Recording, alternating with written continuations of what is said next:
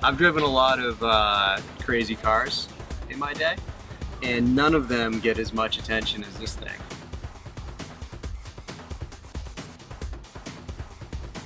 I'm Ezra Dyer for Yahoo Autos, and this thing behind me is the Polaris Slingshot.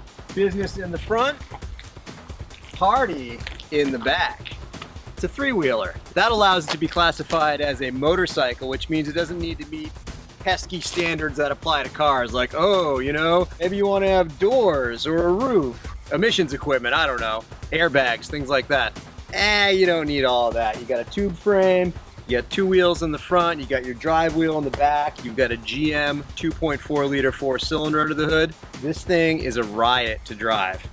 You feel like a celebrity when you drive this thing because everybody is breaking out their cameras. So, from the firewall forward, this thing is a car. It's a sports car, but one tire, it is a little bit tail happy. This thing has traction control, and when you turn it off, things can get interesting in a hurry. Now, a lot of states you're going to need a motorcycle license to drive this thing because it is a three-wheeler. It's technically a motorcycle. So that means you're going to need to wear a helmet. And yet these seats, check out the headrest, they stick out like this, so when you're wearing a helmet, that's kind of shoving your head forward. It's almost as if they don't really think that you're going to wear a helmet. And hey, if you're in South Carolina or New Hampshire, you don't have to. What's the difference between this and, say, a Jeep Wrangler with the doors off and the windshield down? You know, you're not going to wear a helmet while you're driving your Wrangler. Why are you going to wear a helmet when you're driving this? I'll meet it halfway with my open-face Captain America helmet. Let's go. So the sensation when you're behind the wheel is that you're driving a car, because you see the two tires up in front, those big well-defined fenders, kind of like a crazy vet, and you don't really remember there's only one tire behind you. Just show you the quickness here.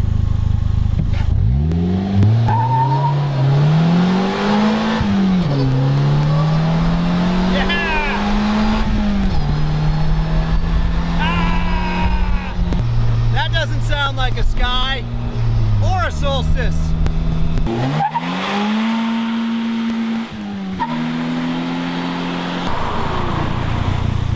So then I decided, yeah, it's got enough power the way it is.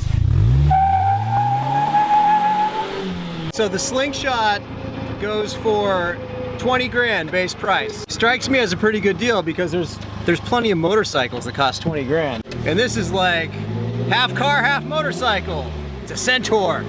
The Slingshot, it's got a couple of idiosyncrasies, sure, but for 20 grand, I mean, what's your competition? Not a car, because no car has this kind of an elemental driving experience with your face out in the wind and you can drag your knuckles on the pavement if you care to.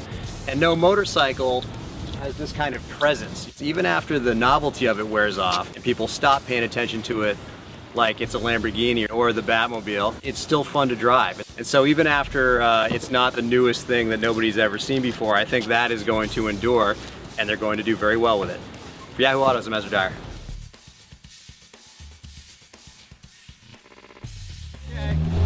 One drawback, you cannot avoid potholes because you miss them with the front tires, and then boom, there's the mule kick, there was the back tire, that got it. Can't avoid the potholes when you're driving a tripod. That's wisdom from me to you.